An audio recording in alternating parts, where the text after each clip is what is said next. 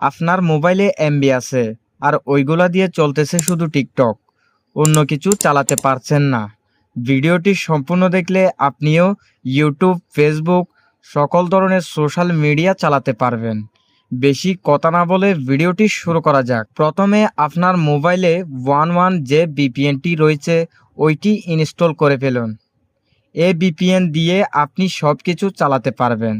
অনেকে বলতেছে ভিপিএন দিয়ে চালালে সমস্যা হতে পারে, বাট এই ভিপিএনটা দিয়ে নেট ইউজ করলে কোনো প্রবলেম হবে না।